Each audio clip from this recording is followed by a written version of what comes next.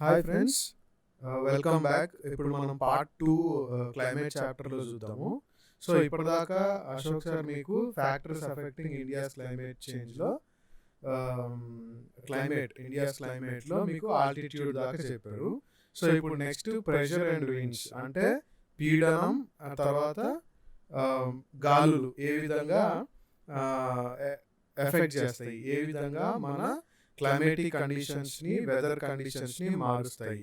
So ఇప్పటికీ మీకు క్లైమేట్కి వెదర్కి ఉన్న డిఫరెన్స్ అర్థమైపోయి ఉండాలి. సో క్లైమేట్ వెదర్ ఇక్కడ నుంచి ఒకటి కాదని అందరూ అర్థం చేసుకోండి. సో ప్రెషర్ విండ్స్ ఏ విధంగా మన వెదర్ సిస్టమ్ని, క్లైమేట్ని మారుస్తాయి, ఏ విధంగా ఎఫెక్ట్ చేస్తాయి అనేది చూద్దాము. సో మన భారతదేశము ఒక డిఫరెంట్ పొజిషన్లో ఉందన్నమాట గ్లోబల్లో. సో ఆ పొజిషన్ని బట్టి ఏమవుతుందంటే, ఇప్పుడు మన క్లైమేట్ వెదర్ కండిషన్స్ ఎఫెక్ట్ అవడానికి 3 కారణాలు ఉంటాయి. ఇవే ఆ 3 కారణాలు. మీరు చాలా జాగ్రత్తగా నోట్ చేసుకోండి. ఈ క్లైమేట్ చాప్టర్ ఎంత ఇంపార్టెంట్ అంటే, నేను ఏం సజెస్ట్ చేస్తానంటే, మీరు ఎప్పుడు ఎగ్జామ్కి వెళ్ళాలనుకున్నా కానీ ఎగ్జామ్కి వెళ్ళే ముందు క్లైమేట్ పరంగా ఏదైనా రివైజ్ చేయాలంటే ఈ పర్టికులర్ బుక్, ఈ పర్టికులర్ చాప్టర్ చాలా ఇంపార్టెంట్. సో ఎందుకంటే చాలా సింపుల్గా ఉంటుంది, క్లియర్గా అర్థమయ్యేలాగా ఉంటుంది అనమాట. సో ఇప్పుడు ఈ 3 ఫ్యాక్టర్స్ చాలా ఇంపార్టెంట్. ఏంటేంటి అంటే ప్రెషర్ అండ్ సర్ఫేస్ విండ్స్. అంటే సర్ఫేస్ విండ్స్ అంటే ఇప్పుడు మనకి కొంత హైట్ వరకు జెట్ స్ట్రీమ్స్ అంటే వేరు, అవి 12,000 కిలోమీటర్స్ పైన ఫ్లో అవుతూ ఉంటాయి. సర్ఫేస్ విండ్స్ అంటే మనకి భూభాగంకి కొద్దిగా పైన ఉండే విండ్స్. తర్వాత పీడనం, తర్వాత అప్పర్ ఎయిర్ సర్క్యులేషన్స్, ఇవి మీకు ఎక్స్ప్లెయిన్ చేసేటప్పుడు చెప్తా. ఆ తర్వాత western cyclonic disturbances and tropical cyclones. అంటే సైక్లోన్స్ అంటే వాయుగుండాలు, ఇవన్నీ అన్నమాట. సో ఇవి ఏ విధంగా మన క్లైమేట్ని, వెదర్ని ఎఫెక్ట్ చేస్తాయో ఇప్పుడు చూద్దాం. సో మీకు ఇంకోటి చెప్పబోయే చాలా ఇంపార్టెంట్ విషయం గుర్తుపెట్టుకోవాల్సింది ఏంటంటే, ఒక గాలి ఏ దిక్కు నుంచి వస్తుందో ఆ దిక్కు నుంచి వచ్చేది దాని పేరు అవుతుంది. ఇప్పుడు సపోజ్ తూర్పు నుంచి వస్తుంది అనుకోండి, అంటే ఈస్ట్ నుంచి వస్తుంది అనుకోండి, అవి ఈస్టర్లీ విండ్స్ అవుతాయి అన్నమాట. అదేవిధంగా వెస్ట్ నుంచి వస్తే, పడమర నుంచి వస్తే వాటిని పడమర నుంచి వచ్చే గాలులుగా పిలుస్తాం అన్నమాట. సో మీరు ఈ విషయం గుర్తుపెట్టుకోండి. ఎప్పుడన్నా పలానా విండ్ని ఒక డైరెక్షన్తో చెప్పారు అని అంటే, పలానా ఈస్టర్లీ విండ్ అన్నాడంటే అది ఈస్ట్ నుంచి వస్తున్నది అని అన్నమాట. అదొకటి జాగ్రత్తగా గుర్తుపెట్టుకోండి. మీకు ఎగ్జాంపుల్స్ కావాలంటే మనకి ఋతుపవనాలు వస్తాయి కదా, అంటే మాన్సూన్స్. నైరుతి ఋతుపవనాలు అని అంటే అది నైరుతి దిక్కు నుంచి వస్తున్నాయి కాబట్టి నైరుతి ఋతుపవనాలు అని అంటారు. నైరుతి నుంచి వచ్చే గాలులు వాటిని తీసుకొస్తున్నాయి కాబట్టి నైరుతి ఋతుపవనాలు అని అంటారు అన్నమాట. సో అట్లాగా. సో ఇంకో విషయం కూడా మీకు ఈ పాటికి తెలిసి ఉండాల్సింది ఏంటంటే, గాలి ఎప్పుడు, wind always flows from high pressure region to లో ప్రెషర్ రీజియన్. అంటే గాలి ఎప్పుడు అధిక పీడనం ఉన్న ప్రదేశం నుంచి అల్ప పీడనం ఉన్న ప్రదేశానికి ఫ్లో అవుతుంది, ప్రయాణిస్తుంది అనేది మీరు గుర్తుపెట్టుకోండి. సో ఇక్కడ మనం తెలుసుకోవాల్సింది ఏంటంటే, ఇండియా ఉన్న లొకేషన్ అంటే గ్లోబల్ లెవెల్లో, అంటే వరల్డ్లో ఇండియా ఉన్న పొజిషన్ ఎక్కడ ఉంటుందంటే ఈక్వేటర్కి కొంచెం పైకి ఉంటుంది. ట్రాపిక్ ఆఫ్ క్యాన్సర్ మన ఇండియాలో నుంచి పాస్ అవుతూ ఉంటుంది. సో ఇది ఉన్న లొకేషన్ని బట్టి చూసుకుంటే మనకి ఏ విధమైన విండ్స్, ఏ విధంగా ఎఫెక్ట్ ప్రెషర్ సిస్టమ్స్ ఉంటాయంటే, మనకి నార్త్ ఈస్టర్లీ విండ్స్ ఇండియాకి వచ్చేలాగా పొజిషన్ ఉంటుంది అనమాట. అంటే నార్త్ ఈస్టర్లీ విండ్స్ అంటే ఈశాన్య గాలులు, అంటే ఈశాన్యంలో ఉన్న high pressure, sub tropical high pressure zone ఉంటుంది అనమాట. అంటే sub tropical high pressure zone ఉంటే అధిక పీడనం అక్కడ ఉంటుంది. అప్పుడు ఇండియాలో కొంచెం లో ప్రెషర్ ఉన్నప్పుడు ఈశాన్య దిక్కు నుంచి సబ్ ట్రాపికల్ హై ప్రెషర్ నుంచి మనకి నార్దర్న్ హెమిస్ఫియర్ అంటే భూమధ్య రేఖ పైన ఉండేది నార్దర్న్ హెమిస్ఫియర్ అంటారు, భూమధ్య రేఖ కింద సదర్న్ హెమిస్ఫియర్. నార్దర్న్ హెమిస్ఫియర్లో మనకి ఈశాన్యంలో హై ప్రెషర్, అంటే ఇండియాకి ఈశాన్యంలో హై ప్రెషర్ బెల్ట్ ఉంటుంది. ఆ హై ప్రెషర్ బెల్ట్ నుంచి గాలులు మన ఇండియా మీద ఉన్న లో ప్రెషర్ వైపు వస్తాయి అన్నమాట. అవి ఆ డైరెక్షన్లో ఎందుకు వస్తాయి అనేది ఇప్పుడు ఎక్స్ప్లెయిన్ చేస్తాను. సో లెక్క ప్రకారం చూసుకుంటే ఆ గాళ్ళు అక్కడ అధిక పీడనం ఉన్న పొజిషన్ నుంచి అక్కడ నుంచి ప్రయాణం చేస్తే కిందకి రావాలి, సౌత్ వర్డ్స్ అంటే దక్షిణ దిక్కుగా అవి ఫ్లో అవ్వాలి. కానీ ఏమవుతుంది, అవి ఈశాన్యం గాలుగా మారుతున్నాయి, అంటే కొంచెం రైట్ డిఫ్లెక్ట్ అయింది అనమాట. రైట్ డిఫ్లెక్ట్ అవ్వడం ఎందువల్ల అయిందంటే మోస్ట్ ఇంపార్టెంట్ థింగ్ ఇక్కడ కొరియాలిస్ ఫోర్సెస్. కొరియాలిస్ ఫోర్స్ చాలా ఇంపార్టెంట్ కాన్సెప్ట్. సైక్లోన్స్ లో కూడా కొరియాలిస్ ఫోర్స్ చాలా మెయిన్ రోల్ ప్లే చేస్తుంది. సైక్లోన్స్ లో కూడా కొరియాలిస్ ఫోర్స్ డిఫ్లెక్ట్ మనము డిస్కస్ చేస్తాం అన్నమాట. సో అందువల్ల అది రైట్ కి డిఫ్లెక్ట్ అవుతుంది. అది రైట్ కి డిఫ్లెక్ట్ అవడం వల్ల అవి మనకి ఈశాన్య గాలులు అయినాయి అన్నమాట. సో దీన్ని బట్టి మనకి ఏమో అర్థం అవ్వాలంటే ఇప్పుడు ఆ high pressure belt, high pressure zone ఏదైతే ఉందో మనకి టువర్డ్స్ ఈక్వటోరియల్ లో ప్రెషర్ జోన్ అంటే భూమధ్య రేఖ దగ్గర ఉన్న అల్పపీడన ఏరియా వైపు రావాలి లెక్క ప్రకారం. అలా ఉన్న పరిస్థితులను బట్టి మనం చూసుకుంటే మనకి ఆ హై ప్రెషర్ జోన్ నుంచి లో ప్రెషర్ వైపు వచ్చేటప్పుడు తేమ అందుకోదు గాలి. ఎందుకనంటే అది ల్యాండ్ మాస్ మీద అంటే భూభాగం మీద స్టార్ట్ అయింది కాబట్టి. సో ల్యాండ్ మాస్ మీద స్టార్ట్ అయినప్పుడు తేమ అది అబ్జర్వ్ చేసుకోలేదు, అంటే లాక్కోలేదు. అదే ఒకవేళ హై ప్రెషర్ జోన్ నీళ్ళలో ప్రొడ్యూస్ అయి ఉంటే మనకి అక్కడ నుంచి ఈ లో ప్రెషర్కి వచ్చే గాలి నుంచి తేమ వచ్చి వర్షాలు పడేది. సో లెక్క ప్రకారం మనకి వర్షాలు ఉండకూడదు, జనరల్గా వర్షాలు ఉండకూడదు, కొంచెం ఎండిన నేలగా ఉండాలి. కానీ మన భారతదేశ పరిస్థితి అలా లేదు. మనకి కొంచెం మంచిగా వర్షాలు పడతాయి, కొన్నిసార్లు ఫ్లడ్స్ అవుతూ ఉంటాయి, హెవీ రైన్స్ కూడా పడతా ఉంటాయి. సో ఎందుకు అది నేను మీకు తర్వాత ఎక్స్ప్లెయిన్ చేస్తూ ఉంటాను. ఈలోపు మీరు అర్థం చేసుకోవాల్సింది ఏంటంటే కొరియాలిస్ ఫోర్స్ అన్నమాట. సో ఈ కొరియాలిస్ ఫోర్స్ అనేది ఏంటంటే ఇప్పుడు సపోజ్ మీరు చేతిలో ఒక ప్లేట్ లేకపోతే ఏదైనా బాల్ తిప్పుతున్నారు అనుకోండి. తిప్పేటప్పుడు ఆ చుట్టూ అంటే బాల్ మీద కాకుండా కొంచెం దూరంలో, కరెక్ట్గా ఒక మిల్లీమీటర్, ఒక సెంటీమీటర్ దూరంలో మీరు ఏదైనా ఆబ్జెక్ట్ ని లేదన్నా ఇంకొక చిన్న బాల్ ని లేదన్నా ఇట్లా హ్యాంగ్ చేస్తూ ఉంటే ఈ తిరుగుతున్న బాల్ ఫోర్స్ వల్ల అది కూడా కొంతవరకు కదులుతుంది. ఆ పక్కనే ఉన్న చిన్న బాల్ లేకపోతే చిన్న హ్యాంగ్ చేస్తున్న పెండులమో అనుకోండి. సో అది ఎందుకు తిరుగుతుంది అంటే కొరియాలిస్ ఫోర్స్ వల్ల తిరుగుతుంది. అదే ఎఫెక్ట్ మనకి గ్లోబ్ మీద కూడా ఉంటుంది అనమాట. మన ఎర్త్ తిరిగే కొద్దీ ఆ కొంచెం ఫోర్స్ అంటే ఎర్త్ తిరుగుతున్నప్పుడు ఆ ఫోర్స్ కొంచెం బయట విండ్స్ మీద కూడా ఎఫెక్ట్ చూపిస్తుంది అనమాట. అది కొరియాలిస్ ఫోర్స్ అంటాము. సో ఇప్పుడు నేను మీకు చెప్పిన కాన్సెప్ట్ మ్యాప్ లో ఒకసారి మళ్ళీ ఎక్స్ప్లెయిన్ చేస్తా, వినండి. సో లెక్క ప్రకారం విండ్స్ ఇట్లా ఇక్కడ స్టార్ట్ అవుతాయి, ఇక్కడ స్టార్ట్ అయ్యి ఇట్లా ఫ్లో అవ్వాలి, ఈ డైరెక్షన్ లో ఫ్లో అవ్వాలి. అర్థమైందా? ఈ డైరెక్షన్ లో ఫ్లో అవ్వాలి. కానీ ఈ డైరెక్షన్ లో ఫ్లో అవ్వట్లేదు. ఎట్లా ఫ్లో అవుతున్నాయి? ఇట్లా తిరుగుతున్నాయి అన్నమాట. అర్థమైందా? ఇండియా మీదుగా ఇట్లా తిరుగుతున్నాయి. ఓకేనా? ఇప్పుడు అది రైట్ కి డిఫ్లెక్ట్ అయింది. అంటే మనకి ఇక్కడ లెఫ్ట్ లాగా కనిపించవచ్చు, కానీ రైట్ అని ఎందుకు అంటున్నానంటే అది ట్రావెల్ అయ్యే డైరెక్షన్ ఇటు ట్రావెల్ అవుతుంది. అంటే ఇటు ట్రావెల్ అయ్యేటప్పుడు మనకి అది వచ్చే డైరెక్షన్ కి రైట్ ఏమవుతుంది, ఇది అది వచ్చే డైరెక్షన్ కి రైట్ అవుతుంది. అర్థమైందా మీకు? అది ఒకసారి మళ్ళీ క్లారిటీ తెచ్చుకోండి, మళ్ళీ ఒకసారి వినండి, మీకు అర్థమవుతుంది. సో అందుకని అవి ఈశాన్య దిక్కుగా వచ్చే గాలులు అని అంటారు, నార్త్ ఈస్టర్లీ విండ్స్ అని అంటాం అన్నమాట. సో నేను చెప్పేది ఏంటంటే యూజువల్లీ ఇట్లా రావాలి గాలులు, ఎందుకంటే ఇక్కడ హై ప్రెషర్ జోన్ ఉంది, ఇది లో ప్రెషర్ జోన్, ఇట్లా రావాలి గాలి మనం చెప్పుకున్న దాన్ని బట్టి. కాకపోతే ఏమవుతుందంటే ఇక్కడ కొరియాలిస్ ఫోర్స్, సపోజ్ ఇది ఈక్వేటర్ అనుకోండి, ఇక్కడ ఇది ఈక్వేటర్ అనుకోండి, ఇది ఈక్వేటర్ అనుకుంటే ఈ ఈక్వేటర్ దగ్గర లో ప్రెషర్ జోన్ ఉంటుంది. సో అప్పుడు ఏమవుతుందనంటే ఈక్వేటర్ దగ్గర లో ప్రెషర్ జోన్ అంటే ఈక్వేటర్ ఉన్న ప్రాంతంలో, ఈక్వేటర్ దగ్గర కాదు, మీకు ఇంకొన్ని కాన్సెప్చువల్ క్లారిటీలు మళ్ళీ వస్తాయి ముందు. ప్రస్తుతానికి అర్థం చేసుకోండి. ఇండియా ఉన్న లొకేషన్ కి మనకి భూభాగంలో ఒక హై ప్రెషర్ జోన్ స్టార్ట్ అయ్యి ఇండియా అంటే ఈక్వటోరియల్ రీజియన్ వైపు రావాలి. కానీ అవి ఇట్లా స్ట్రైట్ గా రాకుండా ఈ విధంగా టర్న్ అవుతున్నాయి. ఈ విధంగా టర్న్ ఎందుకు అవుతున్నాయి అంటే కొరియాలిస్ ఫోర్స్ వల్ల అనేది మీరు క్లారిటీ తెచ్చుకోండి. ఎందుకంటే ఇక మీద నేను క్లియర్గా ఎక్స్ప్లెయిన్ చేయను, చెప్పుకుంటా వెళ్ళిపోతూ ఉంటాను అనమాట మ్యాప్ చూపించి. సో అందుకనే మీకు ఇప్పుడు ఇన్నిసార్లు ఎక్స్ప్లెయిన్ చేశాను. ఓకేనా? సో మీకు ఇంకో డౌట్ కూడా రావచ్చు, ఏంటంటే నేను ఇందులో అసలు ఏం హైలైట్ ఎందుకు చేయలేదు, నోట్స్ ఎట్లా చేసుకోవాలని. ఇందులో ఓ పర్టికులర్ థింగ్ హైలైట్ చేయడానికి ఏం లేదు.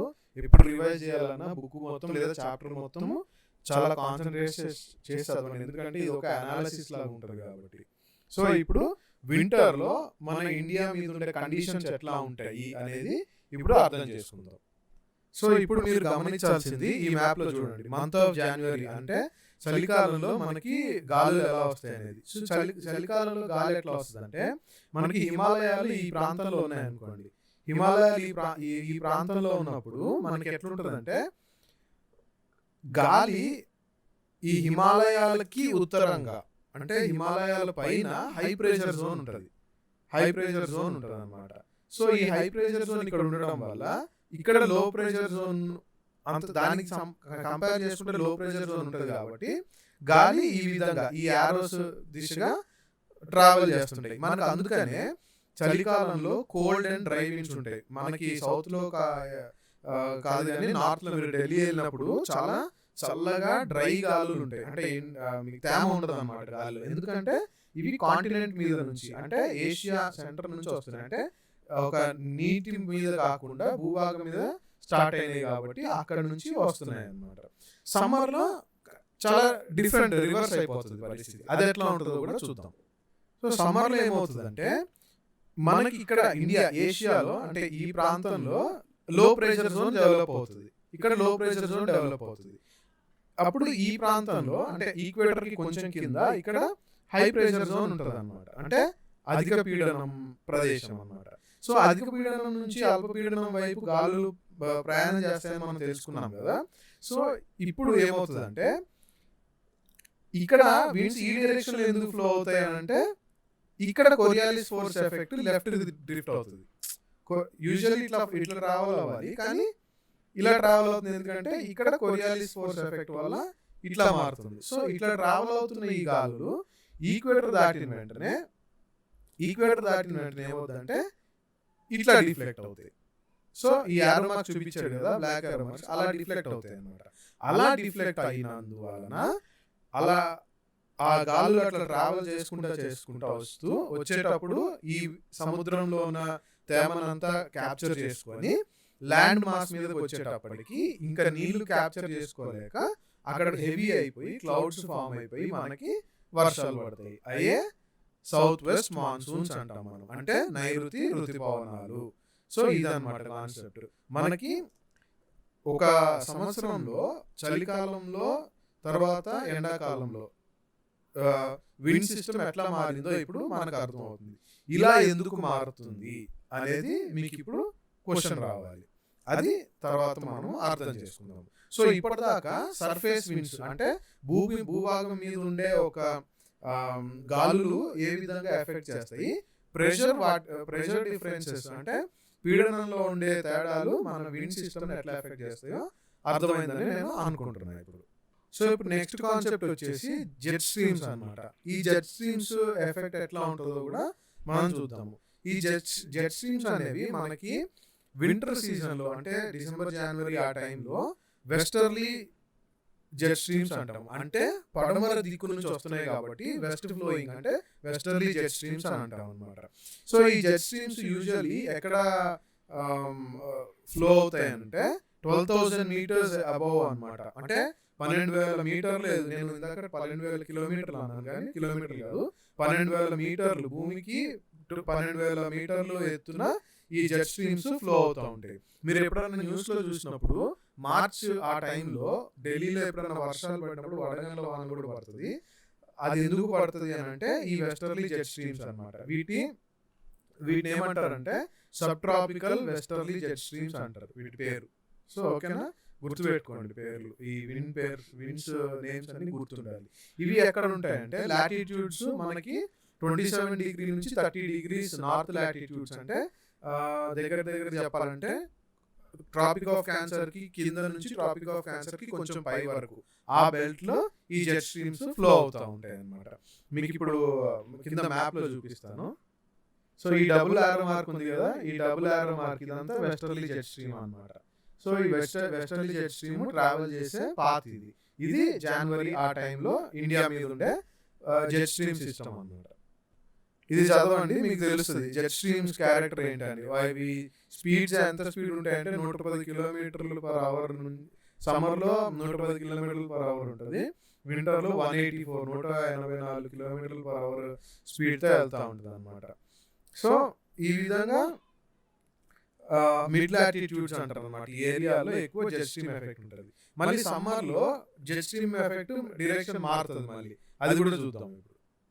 సో ఇక్కడ చూడండి, ఇక్కడ ఈ డబుల్ ఆరో మార్క్ ఉంది కదా, ఇది సమ్మర్లో ఉండే జెట్ స్ట్రీమ్ సిస్టమ్ అనమాట. అంటే ఏమవుతుంది అంటే, ఇప్పుడు మనం ఇందాక చూసిన వెస్టర్లీ జెట్ స్ట్రీమ్ అంటే పడమర దిక్కు నుంచి వచ్చే జెట్ స్ట్రీమ్ ఏదైతే ఉందో అది వింటర్లో అలా ఉంటుంది. సమ్మర్లో ఏమవుతుంది అంటే మనకి సన్ ట్రాపిక్ ఆఫ్ క్యాన్సర్ మీదకి వస్తుంది, కొంచెం ఇట్లా షిఫ్ట్ అవుతుంది, ఇక్కడ సన్ రైజ్ పడతా ఉంటుంది మనకి. సో ఈ సన్ దాని వల్ల ఏమవుతుంది అంటే ఈ వెస్టర్లీ జెట్ స్ట్రీమ్ పైకి కొంచెం షిఫ్ట్ అవుతుంది. పైకి షిఫ్ట్ అయినప్పుడు ఈ ఈస్టర్లీ జెట్ స్ట్రీమ్ ఇక్కడ నుంచి మనకి ఇండియా మీద నుంచి ట్రావెల్ అవుతుంది. ఇది ఏ లాటిట్యూడ్ దగ్గర ఉంటుంది అంటే 14 degrees లాటిట్యూడ్ దగ్గరికి వస్తుంది అనమాట. సో ఈ విధంగా ఇండియా ఉన్న లొకేషన్ ని బట్టి విండ్ సిస్టమ్ ఎట్లా మారుతుందో చూసాం, సర్ఫేస్ విండ్స్ దాకా. ఇప్పుడు జెట్ స్ట్రీమ్స్ కూడా ఎలా మారుతాయో కూడా చూసాము. సో ఈ విధంగా మనకి ప్రెషర్ అంటే పీడనము, తర్వాత గాలులు, తర్వాత ఈ జెట్ స్ట్రీమ్స్ ఏ విధంగా మన ఇండియన్ క్లైమేట్ కండిషన్స్ ని ఎఫెక్ట్ చేస్తాయి. అందుకనే మనకి మాన్సూన్ టైప్ ఆఫ్ క్లైమేట్స్ అంటారు, అంటే ఋతుపవనాలు టైప్ ఆఫ్ క్లైమేట్స్ అనమాట. మనకు వచ్చే వర్షాలు ఋతుపవనాల వల్ల అనేది ఇక్కడ చెప్పొచ్చేది అనమాట. మీరు ఈ బ్లూ బాక్సెస్ లో ఉండేది కూడా చదవండి. బ్లూ బాక్సెస్ లో ఉండేది చాలా important information. Coriolis force definition ఇక్కడ ఉంటుంది. తర్వాత వెస్టర్న్ సైక్లోనిక్ డిస్టర్బెన్సెస్ ఏంటంటే అవి యూజువల్లీ మెడిటరేనియన్ రీజియన్ లో స్టార్ట్ అవుతాయి. మెడిటరేనియన్ రీజియన్ లో స్టార్ట్ అయినప్పుడు అక్కడ నుంచి కొంత వర్షపాతం తీసుకొస్తాయి అన్నమాట. ఎక్కడికి మన ఢిల్లీ ఆ నార్త్ రీజియన్ పార్ట్స్ కి. అప్పుడు ఎందుకంటే మనకి మీరు ఎప్పుడైనా గమనిస్తే అక్టోబర్, నవంబర్, డిసెంబర్లో ఢిల్లీలో అత్యధికంగా పొల్యూషన్ ఉంటుంది. ఆ పొల్యూషన్ ఎందువల్ల అంటే ఒకటి సరైన గాలి లేకపోవడం వల్ల కూడా అక్కడ పొల్యూషన్ గాలిలో ఉండిపోతుంది. సో ఈ వెస్టర్న్ డిస్టర్బెన్సెస్ వల్ల వచ్చే కొంతపాటి వర్షపాతం వల్ల పొల్యూషన్ తగ్గుతూ ఉంటుంది. ఇవన్నీ మీరు న్యూస్ లో చూస్తూ ఉంటారు. సో నెక్స్ట్ ఇప్పుడు మనం చూడబోయేది ఏంటంటే ఇండియన్ మాన్సూన్ లో రెండు ఉంటాయి అన్నమాట. ఒకటి అడ్వాన్సింగ్ మాన్సూన్, ఇంకోటి రిట్రీటింగ్ మాన్సూన్. అడ్వాన్సింగ్ మాన్సూన్ అంటే ముందుకు వెళ్ళేది అనమాట. అంటే మనకి సౌత్ వెస్టర్లీ మాన్సూన్ ఉంటుంది కదా, నైరుతి ఋతుపవనాలు సముద్రంలో ఉన్న తేమని గాలిని అంతా క్యారీ చేసి తీసుకొచ్చి మనకి భారతదేశం మీద ఇచ్చే వర్షపాతాన్ని అడ్వాన్సింగ్ మాన్సూన్ అంటాము. రిట్రీటింగ్ మాన్సూన్ అంటే ఈ మాన్సూన్ సిస్టమ్ ఏదైతే మీదకి వెళ్ళిందో అది తిరిగి వెనక్కి వెళ్ళిపోతూ ఉంటుంది. ఏది వర్షాకాలం అయిపోయే కొద్ది అది రిట్రీటింగ్ మాన్సూన్ అంటారు. సో అది కూడా మనం ఇప్పుడు డిస్కస్ చేద్దాం. సో ఇప్పుడు ఇండియన్ మాన్సూన్స్ ఏ విధంగా ఎఫెక్ట్ అవుతాయి, ఫ్యాక్టర్స్, అసలు ఇండియన్ మాన్సూన్స్ ఎఫెక్ట్ అవడానికి, మాన్సూన్స్ రావడానికి గల కారణాలు ఏంటి, ట్రాపికల్ రీజియన్ లో ఇండియన్ మాన్సూన్ రావడానికి కారణం ఏంటంటే first differential heating and cooling of land and water. అంటే ఇప్పుడు మనకి భారతదేశానికి మీకు అందరికీ తెలిసినట్టు 3 పక్కల నీళ్లు ఉన్నాయి, కానీ ల్యాండ్ ఫామ్ అంటే భూభాగము తర్వాత నీళ్లు డిఫరెంట్ గా హీట్ అయ్యి కూల్ అవుతూ ఉంటాయి. ఇప్పుడు సపోజ్ మీరు వాటర్ బాడీ తీసుకున్నారు, సపోజ్ బే ఆఫ్ బెంగాల్, సరే వైజాగ్ బీచ్ తీసుకోండి. వైజాగ్ బీచ్ లో కూర్చున్నప్పుడు మనకి ఎండగా ఉన్నా కానీ సాయంత్రం పూట చల్ల గాలులు వస్తాయి. ఎందుకని వస్తాయి అంటే నీళ్లు లేట్ గా హీట్ ఎక్కుతాయి, లేట్ గా చల్లబడతాయి అన్నమాట. కానీ ల్యాండ్ అలా కాదు, వెంటనే హీట్ అవుతుంది, వెంటనే చల్లబడిపోతుంది. మీకు ఇంకో ఎగ్జాంపుల్ కూడా చెప్పాలనంటే, మీకు రాజస్థాన్ చూసుకున్నట్టయితే మామూలుగా సమ్మర్ లో హై టెంపరేచర్స్ వస్తాయి కదా, అదే విధంగా మీరు వింటర్ లో చూసుకున్నప్పుడు చాలా లో టెంపరేచర్స్ రిజిస్టర్ అవుతాయి అక్కడ. అంటే మరీ లో కాదు కానీ బాగా చలి ఉంటుంది అక్కడ రాజస్థాన్ లో. సో ఈ విధంగా మీకు తెలియాల్సింది ఏంటంటే వాటర్ లేట్ గా నిదానంగా చల్లబడి వేడెక్కుతూ ఉంటది, కానీ ల్యాండ్ అట్లా కాదు, తొందరగా చల్లబడి తొందరగా వేడెక్కుతూ ఉంటది. అది పాయింట్ ఏ. పాయింట్ బి ఏంటంటే shift of the position of inter tropical convergence zone అంటుంది. సో ఈ ఇంటర్ ట్రాపికల్ కన్వర్జెన్స్ జోన్ అనేది ఏంటంటే ఇక్కడ కింద మనకి ఇచ్చాడు. So inter tropical convergence zone అది షిఫ్ట్ అవుతూ ఉంటుంది. ఎలా షిఫ్ట్ అవుతూ ఉంటుంది అంటే సన్ రేస్ ని బట్టి షిఫ్ట్ అవుతూ ఉంటుంది. మనకి మామూలుగా ఇప్పుడు సమ్మర్ వచ్చేటప్పటికి సన్ రేస్ డైరెక్ట్ గా ట్రాపిక్ ఆఫ్ క్యాన్సర్ మీదకి వస్తాయి మనకి సమ్మర్ లో, అంటే జూన్, మే, ఏప్రిల్ ఆ నెలల్లో. సో అలా వచ్చినప్పుడు అక్కడ ఒక యూజువల్ గా 5 degrees north 5 degrees north latitude దగ్గర ఈక్వేటర్ కి మధ్యలో ఉండే inter tropical convergence zone summer వచ్చేటప్పటికి పైకి షిఫ్ట్ అవుతుంది. Next high pressure area east of Madagascar అన్నమాట. మెడగాస్కర్ అనే ఒక దేశం ఉంటుంది ఆఫ్రికా పక్కన, దానికి తూర్పు దిక్కుగా హై ప్రెషర్ జోన్ డెవలప్ అవుతుంది. నేను ఇందాక చెప్పాను కదా మీకు, ఇంటర్ ట్రాపికల్ కన్వర్జెన్స్ జోన్ పైకి షిఫ్ట్ అవునప్పుడు అక్కడ లో ప్రెషర్ అట్లా ఫామ్ అవుతుంది. ఈ మెడగాస్కర్ కి తూర్పు పక్కన ఉన్న హై ప్రెషర్ జోన్ నుంచి విండ్స్ అటు ఫ్లో అవుతాయి అన్నమాట. అది ఎక్కడ ఉంటుందో ఇప్పుడు చూద్దాం. సో ఇది మెడగాస్కర్ అనే ప్లేస్, ఇది మెడగాస్కర్ అనే కంట్రీ. ఇక్కడ హై ప్రెషర్ జోన్ ఉంటుంది అనమాట, అంటే 20 degrees సౌత్ లాటిట్యూడ్ దగ్గర. సో ఇక్కడ హై ప్రెషర్ జోన్ ఉండడం వల్ల ఇక్కడ లో ప్రెషర్ జోన్ ఉండడం, విండ్ సిస్టమ్ ఇట్లా మూవ్ అవుతుంది. ఎందుకంటే ఇంటర్ ట్రాపికల్ కన్వర్జెన్స్ జోన్ కూడా పైకి మూవ్ అయింది కాబట్టి దాంతో పాటు అట్లా మూవ్ అవుతుంది అనమాట.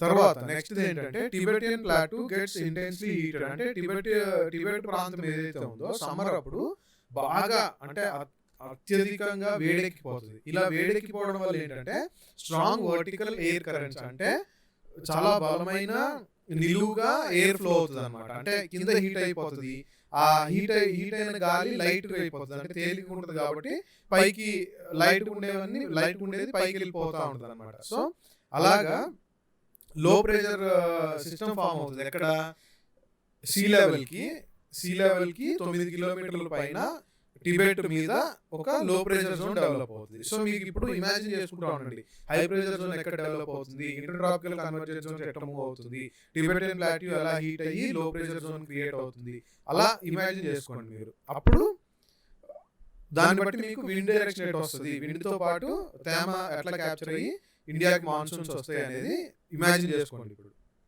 సో ఇది టిబెట్ ప్రాంతం అన్నమాట. ఇక్కడ లో ప్రెషర్ జోన్ డెవలప్ అవుతుంది. సో అప్పుడు ఇక్కడున్న హై ప్రెషర్ జోన్, ఇక్కడున్న లో ప్రెషర్ జోన్, ప్రెషర్ డిఫరెన్స్ వల్ల ఎయిర్ ఇట్లా ఫ్లో అవుతుంది. డైరెక్షన్ ఎట్లా మారుతుందో ఇందాక చెప్పాయి కదా, అది గుర్తుపెట్టుకోండి. సో ఇది మీకు ఫిఫ్త్ పాయింట్ మీకు ఇందాక ఎక్స్ప్లెయిన్ చేసింది. Westerly jet stream, easterly jet stream ఎట్లా మూవ్ అవుతుంది. వెస్టర్లీ జెట్ స్ట్రీమ్ యూజువల్లీ జనవరి వింటర్ ఆ టైంలో నార్మల్ గా వెస్ట్ నుంచి, అంటే మెడిటరేనియన్ రీజియన్ వైపు నుంచి ఒక జెట్ స్ట్రీమ్ వస్తుంది 24 degrees to 30 degrees north latitude దగ్గర. సో అది పైకి షిఫ్ట్ అవుతుంది. ఎందుకు, ఇంటర్ ట్రాపికల్ కన్వర్జెన్స్ జోన్ పైకి వస్తుంది, సన్ కూడా ట్రాపిక్ ఆఫ్ క్యాన్సర్ మీదకి వస్తుంది కాబట్టి అది పైకి షిఫ్ట్ అయ్యి మనకి 14 degrees నార్త్ లాటిట్యూడ్ దగ్గర easterly jet stream India peninsula మీద ఫ్లో అవుతూ ఉంటుంది అనమాట. మళ్ళీ మీకు గుర్తు చేస్తున్నాను, ఇవి జాగ్రత్తగా చదవండి, ఈ బాక్సెస్ లో ఉన్నవి ఈ చాప్టర్ లో చాలా ఇంపార్టెంట్ అవి. సో ఈ విధంగా ఇండియన్ మాన్సూన్స్ ఎఫెక్ట్ అవుతాయి అన్నమాట. కానీ ఇప్పటిదాకా మనం చూసింది ఏంటంటే నార్మల్ విండ్ సిస్టమ్ ఎట్లా ఉంటుంది, ప్రెషర్ సిస్టమ్స్ ఎట్లా మారుతాయి, దానివల్ల మనకి వింటర్లో సమ్మర్లో ఏ విధంగా డిఫరెన్స్ ఉంటుంది, వర్షాలు మనకి మాన్సూన్స్ ఎలా వస్తాయనే చూసాము. సో ఇప్పుడు మనం చూడబోయేది ఏంటంటే మనకి ఇండియన్ ఓషన్, పసిఫిక్ ఓషన్ రెండు కలిసిపోయి ఉంటాయి. పెద్ద డివైడింగ్ లైన్ లాగా మధ్యలో ఏది ఒక భూభాగం ఏమి ఉండదు. సో ఈ రెండు కలిసిపోయి ఉన్నప్పుడు పసిఫిక్ మహాసముద్రంలో జరిగే కొన్ని మార్పుల వల్ల మనకి ఇండియన్ ఓషన్లో కూడా కొన్ని చేంజెస్ వస్తాయి. అంటే ప్రెషర్ చేంజెస్, అంటే పీడనంలో కూడా మార్పులు రావచ్చు. అదేవిధంగా మనకి విండ్ సిస్టంలో దాని ద్వారా విండ్ సిస్టంలో కూడా మార్పులు రావచ్చు. అవి ఎలా ఎఫెక్ట్ చేస్తాయి తర్వాత. ఇక్కడ మీకు ఇంకో కాన్సెప్ట్ కొత్త వచ్చేది ఏంటంటే ఓషన్ కరెంట్స్, అంటే సముద్ర ప్రవాహాలు. కోల్డ్ ఓషన్ కరెంట్స్, వామ్ ఓషన్ కరెంట్స్ అని ఉంటాయి. సో ఈ సముద్ర ప్రవాహాలు కూడా ఎలా మారుతాయో కూడా ఇప్పుడు ఈ ఎల్ నీనో అనే ఒక కండిషన్లో చూద్దాం అన్నమాట. సో ఇక్కడ నేను చదివేది వినండి. Normally when the tropical eastern south Pacific ocean experiences high pressure, అంటే తూర్పు దిక్కులో పసిఫిక్ ఓషన్లో తూర్పున, తర్వాత సౌత్ దక్షిణంలో ఉండే సౌత్ పసిఫిక్ ఓషన్ దక్షిణ పసిఫిక్ మహాసముద్రంలో తూర్పు భాగము ఎప్పుడు హై ప్రెషర్ ఎక్స్పీరియన్స్ చేస్తుంది, అంటే అధిక పీడనం ఉంటుంది. అదేవిధంగా అదే సమయంలో ట్రాపికల్ ఈస్టర్న్ ఇండియన్ ఓషన్, అంటే ఇండియన్ ఓషన్లో తూర్పు భాగము లో ప్రెషర్ సిస్టంలో ఉంటుంది. సో అది నార్మల్ కండిషన్స్లో. ఇప్పుడు మీకు పిక్చర్ ద్వారా చూపిస్తాను. సో ఇందాక చెప్పిన స్టేట్మెంట్ని రిపీట్ చేస్తున్నాను. సౌత్ పసిఫిక్ ఓషన్, ఇదంతా పసిఫిక్ సముద్రమే కదా. సౌత్ పసిఫిక్ ఓషన్ అంటే ఇది సౌత్ పసిఫిక్ ఓషన్లో ఈస్టర్న్ ఏరియాలో ఇక్కడ ఎప్పుడు హై ప్రెషర్ సిస్టమ్ ఉంటుంది. ఇండియన్ ఓషన్లో ఈస్టర్న్ ఇండియన్ ఓషన్ అంటే ఈ భాగంలో లో ప్రెషర్ సిస్టమ్ ఉంటుంది. సో ఈ విధంగా నార్మల్గా ఉన్నప్పుడు గాలులు ఇటు నుంచి ఇటువైపుకి ఫ్లో అవుతూ ఉంటాయి.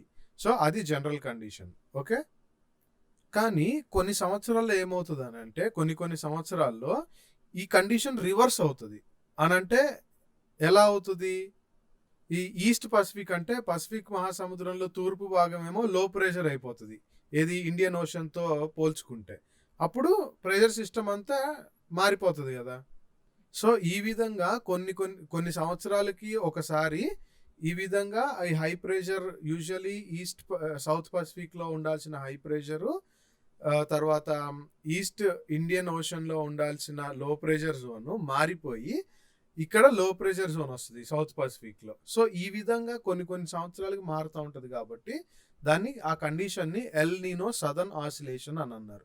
సదర్న్ ఆసిలేషన్ అని ఎందుకు అని అన్నారంటే, అంటే 2-3 సంవత్సరాలకి లేదా 2 నుంచి 5 సంవత్సరాలకి మధ్యలో ఈ హై ప్రెషర్ జోను లో ప్రెషర్ జోను పెండులం లాగా ఆసిలేట్ అవుతూ ఉంటాయి, అంటే ఇటు మూవ్ అవుతూ ఉంటాయి ఇటు మూవ్ అవుతూ ఉంటాయి. సో అందుకనే దాన్ని సదర్న్ ఆసిలేషన్ అని అన్నారు. సో ఇప్పుడు దీని ఎల్ నీనో కండిషన్ వచ్చినప్పుడు మనకి ఇండియన్ ఓషన్లో ఎప్పుడు ఉండాల్సిన లో ప్రెషర్ కాకుండా హై ప్రెషర్ జోన్ ఫామ్ అయినప్పుడు ఏమవుతుంది, అక్కడ హై ప్రెషర్ జోన్ ఫామ్ అయినప్పుడు ఏమవుతుందంటే మనకి సరిగ్గా ఆ విండ్ సర్క్యులేషన్ ఉండదు. ఆ విండ్ సర్క్యులేషన్ సరిగ్గా లేకపోవడం వల్ల ఏమవుతుందంటే పెరూవియన్ కోస్ట్ ఉంటుంది. పెరూవియన్ కోస్ట్ అంటే సౌత్ అమెరికాలో పెరు అనే ఒక దేశము, అది కోస్ట్ ఉంటుంది అనమాట. అది తీర ప్రాంతంలో ఉండే దేశం మొత్తానికి. అది ఇప్పుడు మీకు కండిషన్ కూడా అది కూడా ఎక్స్ప్లెయిన్ చేస్తాను నేను మీకు. సో అక్కడ ఏమవుతుందంటే యూజువల్లీ కోల్డ్ కరెంట్స్, చల్లని సముద్రపు ఓషన్ కరెంట్ అంటే కోల్డ్ ఓషన్ కరెంట్స్ ఉండే సముద్రపు ప్రవాహం ఉండే ప్లేస్లో వామ్ ఓషన్ కరెంట్స్ వచ్చేసి వాళ్ళకి ఆర్థికంగా కూడా దెబ్బతింటారు పెరు ఏరియాలో. అది ఎట్లా ఉంటుందో మీకు ఇప్పుడు చూపిస్తాను నేను. సో ఇది నార్మల్ కండిషన్స్. నార్మల్ కండిషన్స్లో ఉన్నప్పుడు గాలి ఈ విధంగా ఫ్లో అవుతూ ఉంటుంది, ట్రేడ్ విండ్స్ ఇట్లా వెళ్తూ ఉంటాయి. ఇవి ఓషన్ కరెంట్స్ అనమాట. ఇది ఈ బ్లూ కలర్ ఉంది కదా, ఇది కోల్డ్ ఓషన్ కరెంట్స్, చల్లని సముద్ర ప్రవాహాలు. సో ఇక్కడ నార్మల్గా కోల్డ్ ఓషన్ కరెంట్ ఉన్నప్పుడు ఫిషింగ్ అంతా బాగా జరుగుతుంది. ఇది నార్మల్ కండిషన్లో ట్రేడ్ విండ్స్ ఇటు ఫ్లో అవుతూ ఉంటాయి. సో ఈ విండ్స్ ఇవన్నీ నేను మీకు లాస్ట్లో చెప్తాను, లేకపోతే ఫ్యూచర్ క్లాసెస్లో అన్న తెలుసుకోవచ్చు మీరు. ఇది నార్మల్ కండిషన్స్. ఎల్ నీనో కండిషన్ వచ్చినప్పుడు ఈ విధంగా మారిపోద్ది అనమాట. చూడండి ఇటుపక్క ఇక్కడంతా ఏమవుతుంది, వామ్ ఓషన్ కరెంట్స్ వచ్చేసి ఈ కోస్ట్లో ఉన్న వాటర్ అంతా వెచ్చగా అయిపోతాయి. సో దీనివల్ల ఆస్ట్రేలియా కూడా కొంచెం వేడిగా ఉంటుంది. తర్వాత అమెరికాలో కూడా దీని వామ్ వింటర్స్ ఉంటాయి, అంటే వింటర్స్ చలిగా ఉండకుండా కొంచెం తక్కువ చలి ఉంటుంది, టెంపరేచర్స్ కొంచెం ఎక్కువే ఉంటాయి. సో ఎల్ నీనో కండిషన్ ఈ విధంగా ఎఫెక్ట్ చేస్తుంది. సో ఇప్పుడు మాన్సూన్స్ ఎలాగా వస్తాయి, ఎలాగా వాటి క్యారెక్టర్ ఏంటి, అవి ఎలాగా వ్యక్తపరుస్తాయి, ఇవన్నీ చూద్దాం అనమాట. అంటే ఒక్కొక్క ఏ మంత్లో ఎట్లా ఉంటుంది. సో యూజువల్లీ మాన్సూన్ మనకి అరౌండ్ జూన్ నెలకి, అసలు చెప్పాలంటే జూన్ ఫస్ట్ పార్ట్కి రావాలి. ఆ తర్వాత మిడ్ సెప్టెంబర్ దాకా ఉంటాయి. జనరల్గా మాన్సూన్స్ 100 రోజుల నుంచి 120 రోజుల దాకా ఉంటాయి. సో ఈ టైంలోనే మనకి ఎక్కువ పంటలు పండుతాయి. మనం ఎందుకంటే మాన్సూన్స్ మీద, ఋతుపవనాల మీద ఆధారపడి ఉంటాం కాబట్టి. సో ఈ విధంగా ఉన్నప్పుడు ఏమవుతుందంటే యూజువల్లీ మాన్సూన్స్ ఫస్ట్ ఇండియాకి వచ్చినప్పుడు ఏమవుతుంది అంటే సడన్గా కొన్ని రోజుల వరకు సడన్గా హెవీ రెయిన్ఫాల్ వచ్చేస్తుంది. చాలా బలంగా హై అమౌంట్ ఆఫ్ రెయిన్ఫాల్ వచ్చేసి చాలా తీవ్రంగా వర్షాలు పడతాయి అన్నమాట. సో ఆ తర్వాత ఏమవుతుందంటే కొన్ని రోజులు బ్రేక్ తీసుకుంటుంది. సో ఈ కొంతకాలం ఏదైతే సడన్గా పడినాయో, ఫస్ట్ మాన్సూన్ వచ్చిన వెంటనే హెవీ రెయిన్స్ ఎప్పుడైతే పడినాయో, బలంగా వర్షాలు ఎప్పుడైతే పడినాయో దాన్ని బర్స్ట్ ఆఫ్ మాన్సూన్ అంటారు. సో ఇది గుర్తుపెట్టుకోవాలి మీరు, burst of monsoon. Burst of monsoon అంటే ఫస్ట్ ఋతుపవనాలు మొదట్లో వచ్చిన వెంటనే హెవీ రెయిన్ఫాల్ ఏదైతే పడతాయో కొన్ని రోజులు, కొన్ని సెవెరల్ డేస్ పడతాయి, అదేమో దాన్ని బర్స్ట్ ఆఫ్ మాన్సూన్ అని అంటాం.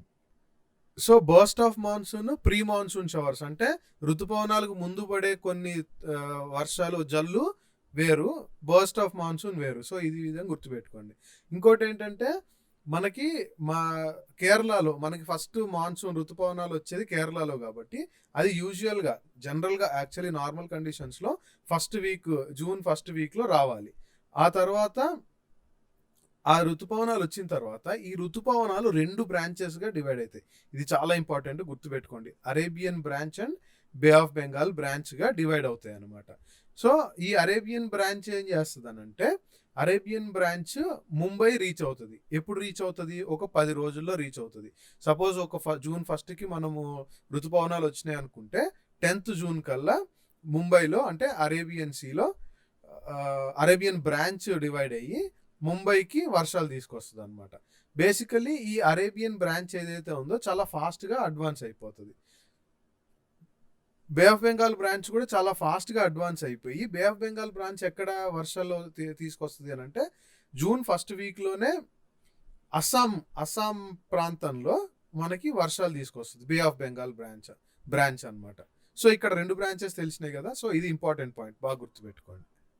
సో ఈ బే ఆఫ్ బెంగాల్ బ్రాంచ్ అస్సాం వైపు వెళ్ళిన తర్వాత అక్కడ కొండ చర్యలు చాలా ఉంటాయి. ఈ కొండ చర్యల్ని ఢీకొట్టి ఈ మాన్సూన్ ఏమవుతుంది, ఈ బే ఆఫ్ బెంగాల్ బ్రాంచ్ ఏమవుతుంది అంటే గంగా ప్లేన్స్, గంగా తీర ప్రాంతాలు, గంగా డెల్టా కాదు, గంగా ప్లేన్స్ ఉంటాయి కదా, అటువైపు డైవర్ట్ అవుతుంది అనమాట. సో మీకు మళ్ళీ మ్యాప్లో కూడా ఎక్స్ప్లెయిన్ చేస్తాను నేను. సో అటు డైవర్ట్ అవుతుంది. ఈలోపు అరేబియన్ బ్రాంచ్ ఏదైతే ఉందో 10వ తారీఖులో ముంబైకి వెళ్ళింది కదా, అది సౌరాష్ట్ర కచ్ రీజియన్కి ఎంటర్ అవుతుంది అనమాట ఇంకొన్ని రోజుల్లో. ఇది అరేబియన్ బ్రాంచ్. సో ఇప్పుడు Arabian sea branch, bay of Bengal branches ఉన్నాయి కదా, ఈ 2 branches north west part of Ganga plains, అంటే గంగా ప్లేన్స్ ఏవైతే ఉన్నాయో వాటి వాయవ్య ప్రాంతంలో, గంగా ప్లేన్స్లో వాయవ్య ప్రాంతంలో అవి వర్షాలు తీసుకొస్తాయి. ఏది Arabian branch, bay of Bengal branch 2 కలిపి. ఇప్పుడు ఢిల్లీ ఆ ఏరియాలో జనరల్గా జూన్ ఎండ్ కల్లా వర్షాలు వస్తాయి, దాదాపు జూన్ ఎండ్కి వర్షాలు వస్తాయి. సో ఈ ఢిల్లీలో పడే వర్షాలు ఎక్కువ శాతం బే ఆఫ్ బెంగాల్ బ్రాంచ్ వల్ల వచ్చే వర్షాలు అని అనమాట. ఓకేనా, మీకు ఇప్పటికి అర్థమై ఉండాలి. ఆ తర్వాత మెల్లగా అడ్వాన్స్ అయితే జూలై ఫస్ట్ వీక్ ఆ ప్రాంతంలో జూలై ఫస్ట్ వీక్ కల్లా western Uttar Pradesh, Punjab, Haryana, eastern Rajasthan experience monsoon. అంటే ఉత్తరప్రదేశ్లో పడమర భాగం, పంజాబ్, హర్యానా ఆ ఏరియాస్లో మాన్సూన్ జూలై ఫస్ట్ వీక్ కల్లా వస్తుంది అనమాట. ఈ మళ్ళీ మిడ్ జూలై అంటే జూలై 2వ వారం అయిపోయేటప్పటికల్లా ఇదేమవుతుంది, ఇక మిగతా దేశంలో ఉన్న మిగతా ప్లేస్ హిమాచల్ ప్రదేశ్ అక్కడ దాకా వెళ్ళిపోతుంది. సో ఈ విధంగా మాన్సూన్ ప్రయాణం సాగిస్తుంది అనమాట, జూన్లో మొదలయ్యి జూలై ఎండింగ్ వరకు. సో నెక్స్ట్ ఏంటంటే విత్డ్రావల్ ఆఫ్ మాన్సూన్, దీన్నే మనం రిట్రీటింగ్ మాన్సూన్ అని అంటాం అనమాట. సో రిట్రీటింగ్ యూజువల్ ఏంటంటే మాన్సూన్, అడ్వాన్సింగ్ మాన్సూన్ అంటే మాన్సూన్ మనకు రావడం చాలా ఫాస్ట్ జరుగుతుంది, కానీ రిట్రీటింగ్ మాన్సూన్ తిరిగి వెళ్ళిపోవడము చాలా గ్రాడ్యువల్గా స్లోగా జరిగే ప్రాసెస్ అనమాట. అది ఇప్పుడు తెలుసుకుందాం ఎట్లా వెళ్ళిపోతుంది. సో మాన్సూన్ ఎట్లా రిట్రీట్ అవుతుందో చూద్దాము. మాన్సూన్ విత్డ్రావల్ ఎట్లా స్టార్ట్ అవుతాయి అని అంటే ఎర్లీ సెప్టెంబర్ అంటే సెప్టెంబర్ స్టార్టింగ్లో స్టార్ట్ అవుతాయి. తర్వాత బై మిడ్ అక్టోబర్ 2వ వారం అయిపోయేటప్పటికి ఎక్కడి దాకా విత్డ్రా అవుతుంది, నార్దర్న్ హాఫ్ ఆఫ్ పెనిన్సులా అంటే మధ్యప్రదేశ్ పైన భాగం వరకు మిడ్ అక్టోబర్ అక్టోబర్ 2వ వారం అంటే సెప్టెంబర్ 1లో స్టార్ట్ అయ్యి సెప్టెంబర్ అంతా ఉండి అక్టోబర్ అంత టైం పడుతుంది అనమాట. అందుకే చాలా గ్రాడ్యువల్ స్లో ప్రాసెస్ అంటారు విత్డ్రావల్కి. సో అక్కడ నుంచి విత్డ్రా అయిపోతాయి అనమాట. విత్డ్రా అయిపోయిన తర్వాత నార్దర్న్ పార్ట్ నుంచి ఎప్పుడైతే విత్డ్రా అయిపోతుందో ఈ సదర్న్ పార్ట్లో చాలా ఫాస్ట్గా విత్డ్రా అవుతుంది, చాలా ఫాస్ట్గా, అంటే కంపేర్ చేసుకుంటే ఫాస్ట్గా సదర్న్ పార్ట్లో విత్డ్రా అయిపోతుంది. ఎప్పటికీ అయిపోతుంది అని అంటే తిరిగి వెళ్ళిపోయే డిరెక్షన్ ఎట్లా ఉంటుంది అంటే ఫస్ట్ నార్త్ వెస్టర్న్ పార్ట్లో విత్డ్రా అయిపోతుంది, తర్వాత సదర్న్ పార్ట్లో తిరిగి వెళ్ళిపోతూ ఉంటుంది. ఆ తర్వాత కంప్లీట్గా రెస్ట్ ఆఫ్ ది కంట్రీ నుంచి ఎప్పుడు వెళ్ళిపోతుంది అని అంటే డిసెంబర్ కల్లా వెళ్ళిపోతుంది అని అనమాట. సో ఇప్పుడు మీకు క్వశ్చన్ వేస్తా, మన ఇండియా మొత్తము సౌత్ వెస్ట్ మాన్సూన్ నైరుతి ఋతుపవనాల వల్ల వర్షాలు పడితే జూన్ నెల సెప్టెంబర్ నెలలో మీరు ఎప్పుడన్నా లాస్ట్ 2 years 3 years న్యూస్ కనుక గమనించుంటే మనకి ఆంధ్రప్రదేశ్లో కింద districts, south of Andhra Pradesh districts, తర్వాత చెన్నై, తమిళనాడు మొత్తము డిసెంబర్లో వర్షాలు ఎందుకు పడతాయి? ఇది మీకు క్వశ్చన్ అనమాట. ఈలోపు మీరు ఆలోచించుకొని మీకు తెలిస్తే ఓకే, లేకపోతే అది కూడా మనము ముందు తెలుసుకుందాం. సో ఈ పారాగ్రాఫ్లో మీకు డైరెక్షన్ ఎట్లానో అర్థమైపోతుంది అనమాట. సో ఏంటంటే మనకి ఐలాండ్స్ ఉన్నాయి కదా, దీవులు, అది లక్షద్వీప్స్ దగ్గర మనకి ఫస్ట్ మాన్సూన్ వస్తుంది, అడ్వాన్సింగ్ మాన్సూన్. అది సౌత్ నుంచి నార్త్కి ట్రావెల్ చేస్తుంది అనమాట. ఆ తర్వాత విత్డ్రావల్ ఆఫ్ ది మాన్సూన్ ఉంటుంది కదా, మాన్సూన్ తిరిగి వెళ్ళిపోవడము నార్త్ నుండి సౌత్కి అవుతుంది. అది ఎప్పుడు అవుతుంది అని అంటే ఫస్ట్ వీక్ ఆఫ్ డిసెంబర్, జనవరి.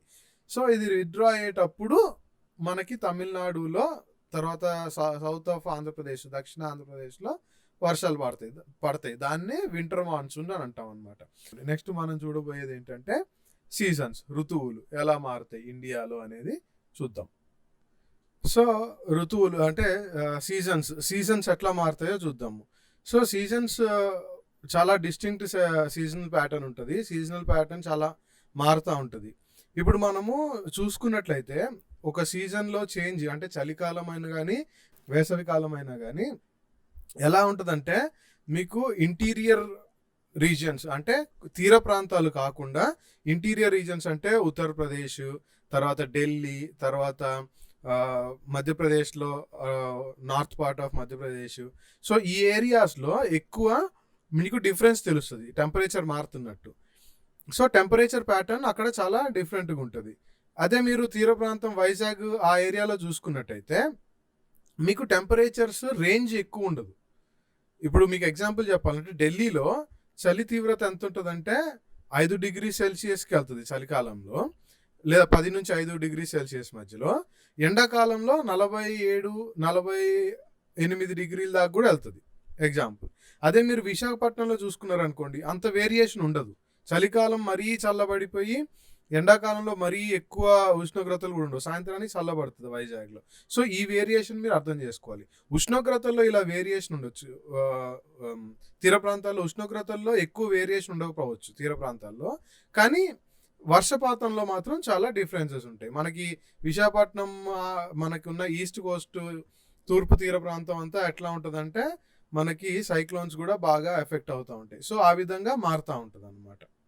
సో ఇండియాలో ప్రిడామినెంట్గా 4 టైప్ ఆఫ్ సీజన్స్ ఉంటాయి. 4 ఏంటి అంటే కోల్డ్ వెదర్ సీజన్ చలికాలము, హాట్ వెదర్ సీజన్ అంటే వేసవి కాలము, ఆ తర్వాత అడ్వాన్సింగ్ మాన్సూన్ అంటే మాన్సూన్ ముందుకు వెళ్ళేది, అంటే సౌత్ నుంచి నార్త్కి వెళ్ళేది, తర్వాత రిట్రీటింగ్ మాన్సూన్. సో ఈ 4 వేరియేషన్స్ ఉంటాయి అన్నమాట.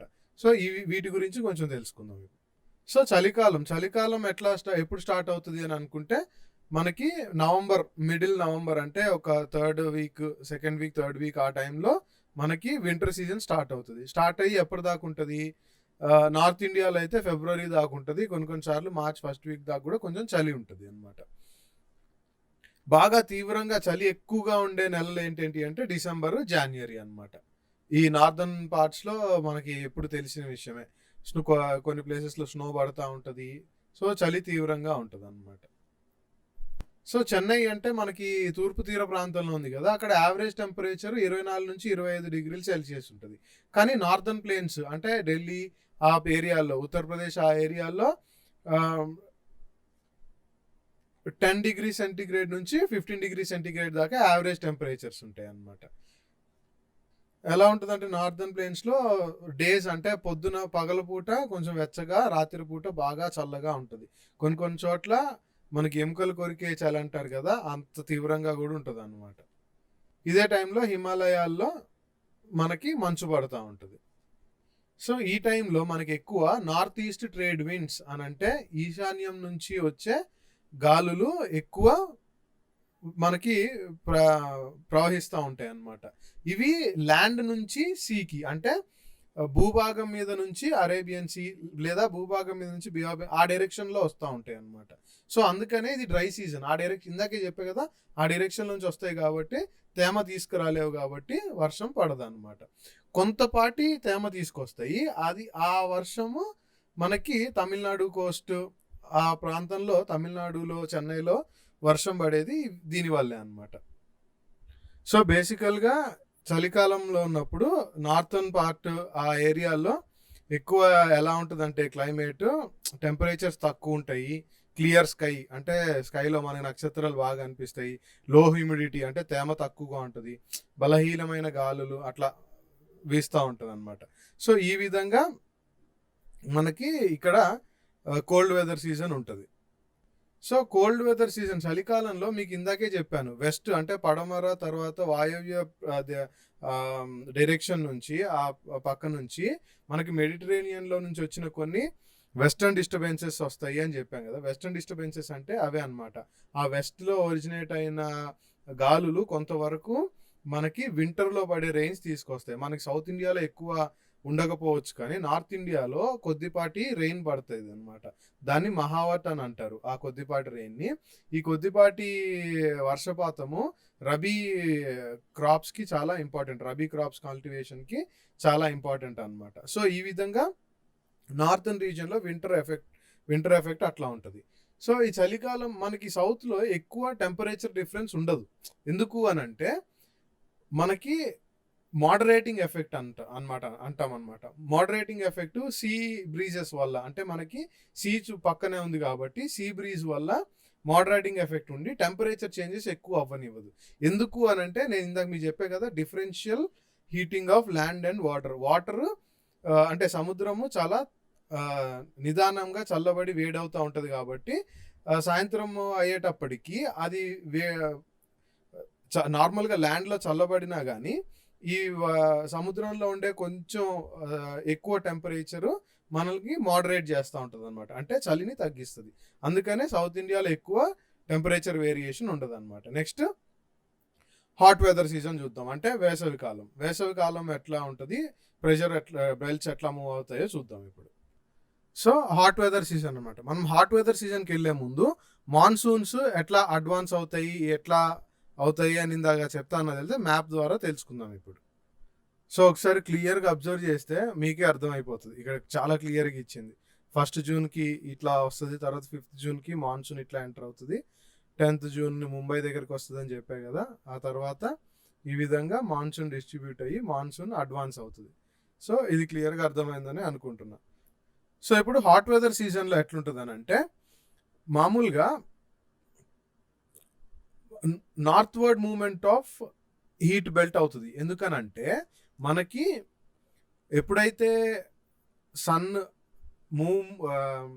ట్రాపిక్ ఆఫ్ క్యాన్సర్ మీదకి మూవ్ అవుతుందో అప్పుడు హీట్ బెల్ట్ కూడా పైకి మూవ్ అవుతుంది.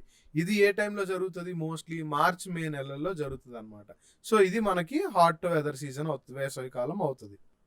సో ఈ హీట్ బెల్ట్ పైకి షిఫ్ట్ అయిందని మనకి ఎట్లా తెలుస్తుంది అంటే ఎండాకాలంలో మనకుండే టెంపరేచర్స్ ద్వారా అర్థమైపోతుంది అనమాట. మార్చ్ మే నెలల్లో ఏ విధంగా టెంపరేచర్స్ ఉంటాయో అందరికీ తెలిసిందే.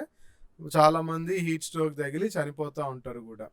సో మార్చ్లో డెక్కన్ ప్లాట్యూలో హైయెస్ట్ టెంపరేచర్ రికార్డ్ అవుతుంది, మామూలుగా 38 degrees సెల్సియస్గా రికార్డ్ అవుతూ ఉంటుంది. ఆ తర్వాత మనకి తెలిసిందే మే ఆఖరికి రోహిణి కార్తీ ఆ టైంకి వచ్చేటప్పటికి టెంపరేచర్స్ మనకి చాలా పెరిగిపోతాయి. కానీ తీర ప్రాంతాల్లో మాత్రం అంత టెంపరేచర్ డిఫరెన్స్ కనిపించదు మళ్ళీ. ఎందుకనంటే effect of oceans, moderating effect of oceans అన్నమాట. సో ఈ సమ్మర్ మంత్స్లో ఉన్నప్పుడు నార్దర్న్ పార్ట్ ఆఫ్ రీజియన్లో ఎలా ఉంటుంది అని అంటే, సో మే ఎండింగ్ వచ్చేటప్పటికి లో ప్రెషర్ డెవలప్ అయిపోతుంది అనమాట. థార్ డెజర్ట్ నుంచి పాట్నా, చోటా నాగ్పూర్ ప్లాట్యూ ఆ రీజియన్లో లో ప్రెషర్ డెవలప్ అయిపోతుంది. సో ఆ లో ప్రెషర్ డెవలప్ అవడమే మనకి విండ్ మూవ్మెంట్కి నెక్స్ట్ వచ్చే మాన్సూన్కి దోహదపడుతుంది అని అనమాట. సో ఇక్కడ బాగా ఇంపార్టెంట్ అయ్యేది ఇదనమాట. లూ అని అంటే ఏంటంటే మనకి ఎండాకాలంలో చాలా ఈదురుగాలులు కాదు, గట్టిగా అంటే చాలా ఫోర్స్గా, చాలా స్పీడ్గా మూవ్ అయ్యే విండ్స్ ఉంటాయి కదా, గాలులు చాలా వేడి గాలి వీస్తూ ఉంటుంది, వడగాలి అంటాం మనం. సో ఈ వడగాలులు చాలా తీవ్రంగా ఉంటాయి. సో ఈ వడగాలులు నార్త్ ఇండియాలో ఎక్కువ బాగా వీస్తాయి, చాలా స్ట్రాంగ్గా ఉంటాయి, చాలా డేంజరస్ కూడా. వీటినే లూ అని అంటాం అనమాట. సో ఇప్పుడు మీరు ఇక్కడ గుర్తుపెట్టుకోవాల్సింది లూ అంటే ఏంటిది అనేది గుర్తుపెట్టుకోండి. సో ఈ విండ్స్, ఈ వడగాలికి ఎవరైనా ఎఫెక్ట్ అయితే కనుక చాలా ఫేటల్, అంటే ఇంకా చనిపో అంటే మనిషి చచ్చిపోవడానికి కూడా కారణం అవుతాయి అన్నమాట ఇవి. సో ఈ టైంలో డస్ట్ స్టార్మ్స్ కూడా ఎక్కువే ఉంటాయి. ఈ డస్ట్ స్టార్మ్స్ అంటే ఏంటంటే, యూజువల్గా మనకి స్టార్మ్ అంటే వర్షం తీవ్రంగా పడుతుంది కదా, ఇక్కడ కొంచెం డస్ట్ కూడా రేజ్ అవుతుంది అనమాట. కానీ ఈ డస్ట్ స్టార్మ్స్ అంటే ఈ స్టార్మ్స్ వల్ల, ఈ గాలి వల్ల కొద్దిపాటి వర్షం పడుతుంది, అండ్ కూల్ బ్రీజ్ కూడా కూల్గా ఉంటుంది అనమాట. కొంచెం చల్లటి గాలులు వస్తూ ఉంటాయి, కొంచెం థండర్ స్టార్మ్స్ వస్తూ ఉంటాయి. సో ఈ విధంగా కొంత వర్షం వస్తుంది అనమాట. ఈ వర్షాన్ని మనకి వెస్ట్ బెంగాల్లో కాల్ బైసాఖి అంటారు. సో ఈ పేర్లు గుర్తుపెట్టుకోవాలి మీకు. కాల్ బైసాఖి అని ఈ వర్షపాతం, కొంచెం ఎండాకాలంలో పడే వర్షాన్ని అని అంటారు. సో ఈ ఎండాకాలం అయిపోయే టైంకి మెల్లగా మాన్సూన్స్ వస్తాయి, ఇంకా మాన్సూన్స్ రాబోతున్నాయని తెలిసినప్పుడు ప్రీ మాన్సూన్ షవర్స్ పడతాయి అన్నాను. ఇందాక మీకు చెప్పినప్పుడు మాన్సూన్ బర్స్ట్ అన్న. మాన్సూన్ బర్స్ట్ అంటే మాన్సూన్ ఋతుపవనాల్లో పడిన ఫస్ట్ వీక్లో మనకి హెవీగా పడే వర్షాలు. దానికి ముందే కొంతపాటి వర్షపాతం పడుతుంది కేరళ, కర్ణాటక రీజియన్స్లో. దాన్ని మ్యాంగో షవర్స్ అంటారు. మ్యాంగో షవర్స్ అని ఎందుకు అంటామంటే, ఈ మామిడి పళ్ళు కొంచెం పండడానికి సహాయపడే వర్షపాతం కాబట్టి దీన్ని మ్యాంగో షవర్స్ అని అంటాము. సో నెక్స్ట్ మనం మాన్సూన్స్ గురించి కొంచెం డీటెయిల్గా చదివే ముందు, ఇందాక ఎక్స్ప్లెయిన్ చేసే కదా మీకు రిట్రీటింగ్ మాన్సూన్ ఎట్లా ఉంటుందంటే, ఇదిగోండి 15th సెప్టెంబర్, 1st సెప్టెంబర్లో ఇక్కడ ఉంటుంది రిట్రీటింగ్ మాన్సూన్. తర్వాత 15th సెప్టెంబర్ ఇట్లా ఇక్కడ చాలా స్లోగా రిట్రీట్ అవుతుంది అంటాం కదా. చూడండి, అంటే ఈ పార్ట్ వరకు వచ్చేటప్పటికి 1st అక్టోబర్ అయింది, కానీ 15th అక్టోబర్ నుంచి 15th నవంబర్ మధ్యలో ఇక్కడ చాలా ఫాస్ట్గా 15th అక్టోబర్ నుంచి 1st డిసెంబర్ మధ్యలో ఫాస్ట్గా రిట్రీట్ అయ్యి వెళ్ళిపోయింది అనమాట. సో ఈ విధంగా withdrawal of the monsoon, retreating monsoon పనిచేస్తుంది. So next rainy season. అంటే మనకి రెయినీ సీజన్ అంటే మాన్సూన్ సీజన్ అనమాట. మీకు ఇందాక చెప్పా కదా, మాన్సూన్ సీజన్ మనకి ఏ విధంగా స్టార్ట్ అవుతుంది అనేది. ఈక్వేటర్, భూమధ్య రేఖ ఉంటుంది, భూమధ్య రేఖ కింద మనకి హై ప్రెషర్ జోన్ డెవలప్ అవుతుంది ఈస్ట్ ఆఫ్ మెడగాస్కర్. అదే టైంలో మనకి మన ప్లేన్స్ అంటే గంగా ప్లేన్స్ ఆ ఏరియాలో పెద్ద లో ప్రెషర్ జోన్ డెవలప్ అవుతుంది. సో మడగాస్కర్ అంటే సౌత్ ఓషన్ అంటాం అన్నమాట, ఇండియన్ ఓషన్లో కింద ప్రాంతంలో ఈ హై ప్రెషర్ జోన్ డెవలప్ అవుతుంది. విండ్ సిస్టమ్ మారి హై ప్రెషర్ జోన్ నుంచి లో ప్రెషర్ జోన్ అంటే ఇండియా మీదకి వచ్చేటప్పుడు మనకి విండ్ ఎట్లా మారుతుంది, యూజువల్గా సౌత్ ఆఫ్ ఈక్వేటర్ అంటే ఈక్వేటర్ కింద భాగంలో విండ్ ఏ డైరెక్షన్లో వస్తుంటుంది అంటే సౌత్ ఈస్ట్ డైరెక్షన్లో ఫ్లో అవుతూ ఉంటుంది. అంటే సౌత్ ఈస్ట్ డైరెక్షన్ అంటే ఏంటి, ఆగ్నేయంలో ఆ విండ్ స్టార్ట్ అయ్యి బ్లో అవుతూ ఉంటుంది. మీకు ఇందాకే చెప్పా కదా, విండ్స్ని ఎట్లా నేమ్ చేస్తాము, అది బ్లో అయ్యే అవి వచ్చే డైరెక్షన్లో మనము వాటిని ఫ్లో అయ్యే డైరెక్షన్లో ఎక్కడ ఒరిజిన్ అవుతాయో అక్కడ నుంచి. సో సౌత్ ఈస్ట్ అంటే ఆగ్నేయంగా వచ్చే గాలులు, ఆగ్నేయంగా వచ్చే తేమ పట్టుకొని వచ్చేవి ఈక్వేటర్ దాటిన వెంటనే రైట్కి డిఫ్లెక్ట్ అవుతాయి, అంటే అవి సౌత్ వెస్ట్ మాన్సూన్స్ అవుతాయి, సౌత్ వెస్ట్ డైరెక్షన్లో మారుతాయి. ఎందువల్ల అలా మారుతాయి, కొరియాలిస్ ఫోర్స్ వల్ల మారుతాయి. ఆ విధంగా అడ్వాన్స్ అయ్యి వెళ్తా తేమ తీసుకొని వెళ్తాయి.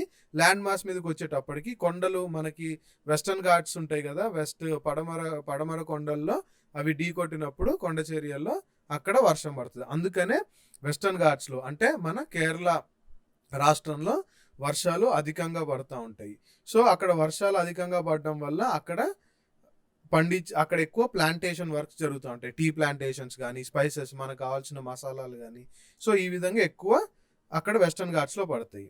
సో అదేవిధంగా నార్త్ ఈస్టర్న్ రీజియన్లో కూడా ఎందుకు ఎక్కువ వర్షాలు పడతాయి అంటే, మనం ఇందాక మాట్లాడిన బే ఆఫ్ బెంగాల్ బ్రాంచ్ ఏదైతే ఉందో అది అస్సాంలో, నార్త్ ఈస్టర్న్ రీజియన్లో వర్షాలని ఎక్కువ కురిపిస్తుంది అనమాట. సో దాని గురించి కొంచెం చూద్దాం ఇప్పుడు. సో వెస్టర్న్ ఘాట్స్ అంటే పడమర కొండల్లో ఎక్కువ వర్షపాతం ఎంత నమోదవుతుంది అంటే 250 సెంటీమీటర్స్ కంటే ఎక్కువ నమోదవుతుంది అనమాట.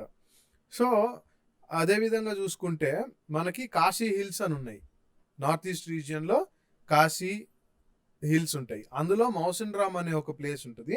ఆ ప్లేస్లో కూడా హైయెస్ట్ రెయిన్ఫాల్ రికార్డ్ అయింది అనమాట. ఇప్పటిదాకా ఇండియాలో హైయెస్ట్ రెయిన్ఫాల్ రికార్డ్ అయింది అక్కడే. సో ఈ పాటికి మీకు అర్థం అవ్వాల్సింది ఏంటంటే, ఈ పాయింట్ చూసినట్లయితే ఇప్పుడు మీరు గంగా ప్లేన్స్లో ఈస్ట్ నుంచి వెస్ట్కి, అంటే ఇప్పుడు దగ్గరగా వెస్ట్ బెంగాల్ పక్కన బీహార్, జార్ఖండ్ ఆ ఏరియా నుంచి మీరు వెస్ట్కి వెళ్ళే కొద్దీ, అంటే ఉత్తరప్రదేశ్, రాజస్థాన్, మధ్యప్రదేశ్లో నార్త్ ఆఫ్ మధ్యప్రదేశ్, రాజస్థాన్కి వెళ్ళే కొద్దీ వర్షపాతం తగ్గిపోతూ ఉంటుంది అనమాట. సో అందుకనే మనకి రాజస్థాన్లో ఎడారి ఫామ్ అయింది. ఆ విధంగా మీరు మాన్సూన్ విండ్స్ ఎట్లా ఫ్లో అవుతాయో మైండ్లో పెట్టుకోండి. సో మాన్సూన్స్ వచ్చేటప్పుడు కూడా మాన్సూన్కు ఇంకో క్యారెక్టర్ ఏంటంటే బ్రేక్స్ అనమాట. వర్షాలు పడేటప్పుడు, ఈ ఋతుపవనాలు ఉండేటప్పుడు కంటిన్యూస్గా వర్షం పడదు. సో మధ్య మధ్యలో బ్రేక్స్ తీసుకుంటూ ఉంటుంది అనమాట మాన్సూన్ కూడా. సో ఇక్కడ మాన్సూన్ మధ్యలో బ్రేక్స్ ఎందుకు తీసుకుంటుంది అని అంటే, మాన్సూన్ ట్రఫ్ అని ఉంటుంది. మాన్సూన్ ట్రఫ్ అంటే ఏంటంటే, ఇప్పుడు మనకి ఋతుపవనాలు వచ్చిన తర్వాత వర్షపాతం పడడానికి కొన్ని కండిషన్స్ ఉంటాయి. అది మనకు మూవ్ అవుతూ ఉంటుందని చెప్పే కదా, సౌత్ వెస్ట్ మాన్సూన్ కింద నుంచి మూవ్ అయ్యే కొద్దీ ఆ మూమెంట్ మధ్యలో కొంచెం ఇర్రెగ్యులర్గా ఉంటుంది అనమాట. ఆ ఇర్రెగ్యులర్గా ఉన్నప్పుడు ఏమవుతుందంటే, ఈ మాన్సూన్ ట్రఫ్ ఏదైతే ఉంటుందో, అంటే వర్షపాతం పడడానికి వీలుగా ఉండే పరిస్థితి, ఆ అట్మాస్ఫియర్, విండ్, ప్రెషర్ కానీ ఏదైతే ఉంటుందో అది నార్త్కు మూవ్ అయినప్పుడు హిమాలయాల్లో అత్యధికంగా వర్షం పడుతుంది. అప్పుడు మనకి ప్లేన్స్లో, అంటే గంగా ప్లేన్స్ తర్వాత పెనిన్సులా, మనకి కింద సౌత్ రాష్ట్రాలు, మధ్యప్రదేశ్, ఛత్తీస్గఢ్ రాష్ట్రాల్లో చాలా డ్రై స్పెల్స్ ఉంటాయి. అంటే వర్షం పడకుండా చాలా డ్రైగా ఉంటుంది అనమాట. సో ఈ విధంగా మాన్సూన్ ట్రఫ్ మూవ్ అవుతూ ఉన్నప్పుడు మనకి మాన్సూన్ బ్రేక్స్ వస్తూ ఉంటాయి అన్నమాట. సో ఈ విధంగా మాన్సూన్ ట్రఫ్ ఏదైతే పైకి షిఫ్ట్ అయినప్పుడు ఉంటుందో అప్పుడు ఏమవుతుందనంటే, మనకి బే ఆఫ్ బెంగాల్లో డిప్రెషన్స్ ఫామ్ అవుతాయి. డిప్రెషన్ అంటే అల్పపీడన ద్రోణి అంటాం కదా, డిప్రెషన్స్ ఫామ్ అవుతాయి. ఈ డిప్రెషన్స్ ఫామ్ అయినప్పుడు మనకి ఎక్కువ శాతం అక్టోబర్లో ఎక్కువ సైక్లోన్స్ వస్తూ ఉంటాయి. సో మీరు ఇది ఇట్లా లింక్ చేసుకోండి ప్రతిదీ కూడా. సో ఈ మాన్సూన్ బ్రేక్స్ జరగడం వల్ల, మాన్సూన్ ఇర్రెగ్యులర్గా ఉండడం వల్ల, మాన్సూన్ అంటే ఋతుపవనాలు కరెక్ట్గా ఎలా ఉంటాయో ఏంటో మనకి తెలీదు అన్నప్పుడు, అలాంటి సిచ్యువేషన్లో ఏమవుతుందంటే, కొన్ని ప్రదేశాల్లో ఏమో తీవ్రమైన వరదలు, తర్వాత న్యాచురల్ కెలామిటీస్ జరుగుతుంటాయి. ఇంకో పక్కనేమో కరువు, తర్వాత సరిగ్గా నీళ్లు పడకపోవడము. సో ఈ విధంగా మనకి చాలా డిఫరెన్స్ ఉంటుంది అనమాట మాన్సూన్లో కూడా. ఆ విధంగా మీరు మాన్సూన్స్ యొక్క ఎఫెక్ట్ ఇండియాలో ఎంత ఉంటుందో తెలుసుకోవాలి మీరు. సో ఇప్పుడు రిట్రీటింగ్ మాన్సూన్ ఎలా ఉంటుంది అని అంటే, ఇప్పుడు అక్టోబర్, నవంబర్ ఆ టైంలో ఏమవుతుందంటే, ఈ నార్దర్న్ ప్లేన్స్ అంటే గంగా ఆ ఏరియాల్లో ఫామ్ అయిన లో ప్రెషరు మెల్లగా వీక్ అయిపోతూ ఉంటుంది. అల్పంగా ఉండే పీడనము వీక్ అయిపోతూ ఉంటుంది. అది వీక్ అయిపోతుంటుంది. ఓ పక్క సన్ కిందకి వెళ్ళిపోతూ ఉంటుంది. అదే టైంలో అక్కడ హై ప్రెషర్ సిస్టమ్ వచ్చేస్తుంది అనమాట. ఓకేనా? సో మెల్లగా ఈ మాన్సూన్ ఎట్లయితే విత్డ్రా అయిపోతూ ఉంటుందో హై ప్రెషర్ సిస్టమ్ వస్తుంది అక్కడ. ఆ విధంగా అక్టోబర్ స్టార్టింగ్ అయ్యేటప్పటికి నార్దర్న్ ప్లేన్స్ నుంచి మనకి ఈ మాన్సూన్ సిస్టమ్ వెళ్ళిపోతుంది అనమాట. ఇందాకే చెప్పాను మీకు. సో అలా వెళ్ళిపోవడం వల్ల అక్టోబర్, నవంబర్ మంత్స్లో ఎక్కువ ఎట్లాంటి చేంజెస్ వస్తుందంటే, మీకు ఒక హాట్ రైనీ సీజన్ నుంచి వెంటనే డ్రై వింటర్ సీజన్కి మారిపోతూ ఉంటుంది అనమాట. సో ఆ విధంగా ఈ రిట్రీటింగ్ మాన్సూన్ వెళ్ళిపోతా ఇంకా దానికి వర్షం క్రియేట్ చేసే క్యారెక్టర్ అక్కడ ఉండదు కాబట్టి మనకి క్లియర్ స్కైస్ అక్కడ కనిపిస్తాయి అన్నమాట. సో క్లియర్ స్కైస్ ఉంటాయి. తర్వాత పగటిపూట టెంపరేచర్ ఎక్కువ ఉంటుంది, సాయంత్రం పూట చల్లగా అయిపోయి ప్రశాంతంగా అట్లాంటి ఒక అట్మాస్ఫియర్ క్రియేట్ అవుతుంది అనమాట. అక్కడ కొద్దిపాటి తేమ ఉంటుంది ఎక్కువ. మనకి అలాంటి కరెక్ట్గా అక్టోబర్, నవంబర్ మంత్స్లో ఏమవుతుందంటే టెంపరేచర్ ఎక్కువ ఉంటుంది, హ్యూమిడిటీ కూడా ఉంటుంది. సో ఆ టైంలో చాలా ఒకలాంటి వేడి ఉంటుంది అనమాట. ఎట్లాంటి వేడి అంటే, మనకి ఎండ ఎక్కువ ఉండదు కానీ వేడి ఉంటుంది, ఎక్కువ వేడి ఫీల్ అవుతూ ఉంటాం. దాన్నే అక్టోబర్ హీట్ అని అంటారు అనమాట. మోస్ట్లీ మీకు నార్త్ ఇండియాలో ఎక్కువ కనిపిస్తుంది ఈ ఫినామినన్. సో అక్టోబర్ ఫస్ట్లో అట్లుంటుంది, అక్టోబర్ హీట్ లాగా ఉంటుంది అనమాట. చాలా హ్యూమిడిటీ ఎక్కువ ఉండి జిడ్డుగా అట్లా ఉంటుంది అనమాట. తర్వాత అక్టోబర్ సెకండ్ హాఫ్లో టెంపరేచర్ మెల్లగా తగ్గిపోతా వింటర్ సీజన్ వచ్చేస్తుంది నార్త్ ఇండియాలో మోస్ట్లీ. సో ఇప్పుడు ఇందాక చెప్పా కదా, ఈ లో ప్రెషర్ సిస్టమ్ పైన అంటే నార్థన్ రీజియన్ నుంచి కిందకు వచ్చేస్తే అక్కడ హై ప్రెషర్ డెవలప్ అవుతుంది కదా. ఈ లో ప్రెషర్ సిస్టమ్ మెల్లగా బే ఆఫ్ బెంగాల్లోకి వెళ్ళిపోతుంది.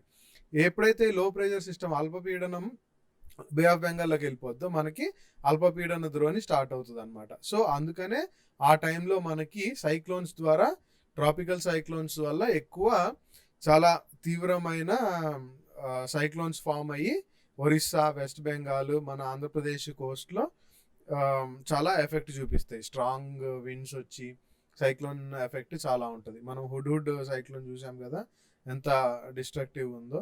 సో ఆ విధంగా మాన్సూన్స్ రిట్రీట్ అయిపోతాయి. సో కోరమండల్ కోస్ట్లో ఎక్కువ వర్షాలు పడేది ఈ సైక్లోన్స్ వల్లనే అనమాట. కోరమండల్ కోస్ట్ అంటే ఇవి ఒరిస్సా, మన ఏపీ, వెస్ట్ బెంగాల్, కొంచెం అటువైపు అవన్నీ అనమాట. సో ఇప్పుడు మనము చూడాల్సింది ఏంటంటే డిస్ట్రిబ్యూషన్ ఆఫ్ రెయిన్ఫాల్, అంటే వర్షపాతము ఇండియాలో ఎలా డిస్ట్రిబ్యూట్ అయి ఉంటుందో.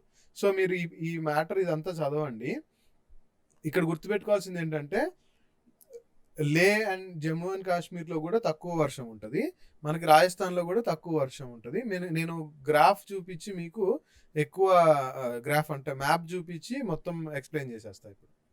సో ఇప్పుడు చూడండి, మనకి నైరుతి ఋతుపవనాలు ఇట్లా వస్తాయి కదా. ఇట్లా వచ్చినప్పుడు ఇక్కడ మనకి కేరళలో, తర్వాత కర్ణాటక కోస్ట్లో బాగా రెయిన్ఫాల్ ఉంటుంది. ఎంత రెయిన్ఫాల్ ఉంటుంది అంటే 200 సెంటీమీటర్స్ నుంచి 400 అబౌవ్ సెంటీమీటర్స్ దాకా వర్షం ఉంటుంది. సో మనం ఇక్కడ చూసే ఈ కొంచెం డార్క్ థిక్ బ్లూ ప్యాచ్ ఉంది కదా, సో ఇక్కడ కూడా ఎక్కువ వర్షపాతం ఉంటుంది.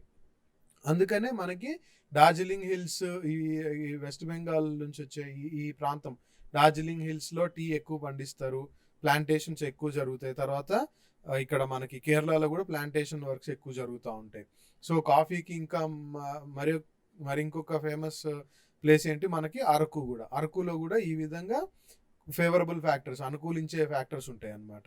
సో మీరు ఇక్కడ గమనించినట్టయితే ఇటు నుంచి మనకి ఋతుపవనాలు వస్తాయి ఈ ప్రాంతం నుంచి. ఇక్కడ నుంచి వచ్చిన ఋతుపవనాలు ల్యాండ్ ఎంటర్ అయ్యి మన భూభాగంలో వెళ్ళే కొద్దీ తగ్గిపోతూ ఉంటాయి. ఎందుకనంటే వచ్చే గాలులు ఏవైతే ఉన్నాయో అవి తీసుకొచ్చే తేమని మెల్లగా, అంటే అవి వచ్చే దారిలో తేమని కలెక్ట్ చేసుకుంటూ వచ్చిన తర్వాత మనకి ఇక్కడ డిపాజిట్ చేసేసినాయి, అంటే రెయిన్ఫాల్ ద్వారా ఇచ్చేసినాయి. సో వెళ్ళే కొద్ది ఏమవుద్దంటే తేమ కలెక్ట్ చేసుకోలేదు, ఎందుకంటే ఆల్రెడీ ల్యాండ్ మీద ఉంది. అందుకనే మనకి ఇక్కడ వెళ్ళే కొద్దీ వర్షపాతం తగ్గుతుంది అనమాట. మనకి ఇక్కడ పడే ఎక్కువ వర్షం దేనివల్ల పడుతుంది చెప్పాము, అరేబియన్ బ్రాంచ్ వల్ల. బే ఆఫ్ బెంగాల్ బ్రాంచ్ వల్ల ఇక్కడ పడుతుంది. ఇక్కడ కొండ చర్యలను ఢీ కొట్టి కొంచెం ఇటు వస్తుంది కాబట్టి అరేబియన్ బ్రాంచ్ తర్వాత బే ఆఫ్ బెంగాల్ బ్రాంచ్ కలిసినప్పుడు ఈ ఏరియాలో వర్షపాతం ఉంటుంది. సో ఇటు నుంచి ఇటు డిఫ్లెక్ట్ అయిపోతుంది, ఇక్కడ నుంచి ఇటు డిఫ్లెక్ట్ అయిపోతుంది. ఇంకా తేమ తీసుకెళ్లే కెపాసిటీ ఉండదు కాబట్టి మనకి ఇక్కడికి వచ్చేటప్పటికి ఎక్కువ హ్యూమిడిటీ ఉండదు, అంటే అందులో ఎక్కువ వెట్నెస్ ఉండదు. అందుకనే మనకి రాజస్థాన్లో ఎడారి ఫామ్ అయింది అనమాట. సో అది మీకు ఇందాక ఇచ్చిన పారాగ్రాఫ్ అంతా. సో ఇక్కడ జూన్ సెప్టెంబర్ నెలలో అంటే మాన్సూన్స్ యాక్టివ్గా ఉన్నప్పుడు, ఋతుపవనాలు యాక్టివ్గా ఉన్నప్పుడు మనకు వర్షపాతం ఎట్లుందో చూసాం. కానీ నెక్స్ట్ పిక్చర్లో మనకి యాన్యువల్గా, అంటే ఒక సంవత్సరంలో ఎంత వర్షపాతం ఎక్కడ ఉంది అనేది చూద్దాం. అంటే ఇప్పుడు ఎందుకు సంవత్సరం అన్నామంటే మనకి మిగతా టైంలో కూడా వర్షాలు పడతాయి అన్నాం కదా, ఏది రిట్రీటింగ్ మాన్సూన్స్ వల్ల, విడ్రావల్ మాన్సూన్స్ వల్ల, వేరు రీజన్స్ వల్ల, తర్వాత సైక్లోన్స్ వల్ల వర్షాలు పడతాయి అన్నాం కదా. సో ఆ ఫ్యాక్టర్స్ కూడా తీసుకుంటే సంవత్సరం అంతట్లో ఈ ప్రాంతం మొత్తం అనమాట చూడండి, వెస్ట్ కోస్ట్ అంతా, అంటే ఆల్మోస్ట్ మహారాష్ట్ర, కర్ణాటక కోస్ట్ అంతా, తర్వాత కేరళ, ఈ ప్రాంతం అంతా మనకి హెవీ రెయిన్ఫాల్స్ పడతాయి. అందుకే ట్రాపికల్ గ్రీన్ ఫారెస్ట్ ఎక్కువ మనకి ఇక్కడ. తర్వాత ట్రాపికల్ గ్రీన్ ఫారెస్ట్ ఎక్కువ ఉండేది ఇక్కడ అనమాట. అర్థమైందా మీకు? అందుకనే వర్షాలు ఎక్కువ పడతాయి కాబట్టి ఎక్కువ చెట్లు ఉంటాయి కంటిన్యూస్గా. ఆల్మోస్ట్ చెప్పాలంటే సంవత్సరం అంతా పడతాయి, ఒక 2-3 నెలలు మినహాయించుకొని. సో ఈ విధంగా మనకి రెయిన్ఫాల్ డిస్ట్రిబ్యూషన్ ఉంటుంది. మీరు గుర్తుపెట్టుకోవాల్సింది ఇది కొంచెం వేగ్గా, అంటే ఆచితూచి ఇట్లా గుర్తుపెట్టుకున్నారు అనుకోండి, మీకు ఈజీగా ఎక్కడ రెయిన్ఫాల్ డిస్ట్రిబ్యూషన్ ఉంటుందో దాన్ని బట్టి మీరు క్వశ్చన్స్ ప్రిలిమ్స్లో ఎలిమినేట్ కూడా చేయొచ్చు క్వశ్చన్స్ ఆ విధంగా. సో అండమాన్ అండ్ నికోబార్లో కూడా ట్రాపికల్ గ్రీన్ ఫారెస్ట్ ఉంటాయి, లక్షద్వీప్లో కూడా ఎక్కువ థిక్ ఫారెస్ట్ ఉంటాయి. సో ఆ విధంగా మనము ఈ చాప్టర్ ఎండింగ్కి వచ్చేసామన్నమాట. క్లైమేట్ చాలా ఇంపార్టెంట్ చాప్టర్, జాగ్రత్తగా చదవండి. ఈ ఒక్క చాప్టర్ నేనైతే ఎగ్జామ్కి వెళ్ళే ముందు చాలా వరకు ఈ చాప్టరే చదివి వెళ్తా, నా క్లైమేట్ రివిజన్ కావాలని అనుకున్నప్పుడు. సో ఈ విధంగా ఈ చాప్టర్ మనం చదివాం కదా. ఇంకో విషయం మీకు చెప్పాల్సింది ఏంటంటే, మన దేశంలో మనము మన అగ్రికల్చర్ అంటే వ్యవసాయ పరంగా చూసుకుంటే, వ్యవసాయానికి కావాల్సిన నీటి కోసం మనం ఎక్కువ ఋతుపవనాలు మీదే ఆధారపడి ఉంటాము. సో అందుకనే మనది మాన్సూన్ టైప్ ఆఫ్ అగ్రికల్చర్ ఉంటుంది. ఇప్పుడు ఆ విధంగా డిపెండ్ అవ్వకుండా ఉండడం కోసం అనేక విధమైన స్టెప్స్ తీసుకుంటున్నారు గవర్నమెంట్స్, అందులో ఇంటర్లింకింగ్ ఆఫ్ రివర్స్ ఎట్లా ఏంటి అనేది అనమాట. సో ఇక్కడితో ఈ చాప్టర్ అయిపోయింది, మీకు క్లియర్గా అర్థమైంది అనుకుంటున్నాను. డౌట్స్ ఉంటాయి, నేను కాదనట్లేదు. మళ్ళోసారి వీడియో చూడండి, మళ్ళోసారి టెక్స్ట్ బుక్ చదవండి, రెండోసారి మూడోసారి చదవడం వల్ల చదివినప్పుడల్లా మీరు కొంచెం ఇమాజిన్ చేసుకోండి, ఎట్లా గ్లోబ్ మన world map, India map, latitudes, altitudes అవి అన్నీ కోయిన్సైడ్ చేసుకొని మీరు ఇమాజిన్ చేసుకుంటే మీకు ఈజీగా అర్థమవుతుంది. జాగ్రత్త చదవండి. సో ఈ ప్రెషర్ సిస్టమ్స్, తర్వాత హై ప్రెషర్, లో ప్రెషర్ రీజియన్స్ ఎట్లా మారుతుంటాయి, అసలు ఈ మూమెంట్స్ ఎలా షిఫ్ట్ అవుతూ ఉంటాయి, తర్వాత ట్రేడ్ విండ్స్ ఏంటి, ఈ నార్త్ వెస్ట్ ఈస్టర్లీ విండ్స్ ఇవేంటి అనేది మీకు ఫ్యూచర్లో క్లియర్గా తెలుస్తుంది. మీకు ఆల్రెడీ తెలిసింటే మరీ మంచిది. సో అప్పటిదాకా take care, bye bye, tata bye bye.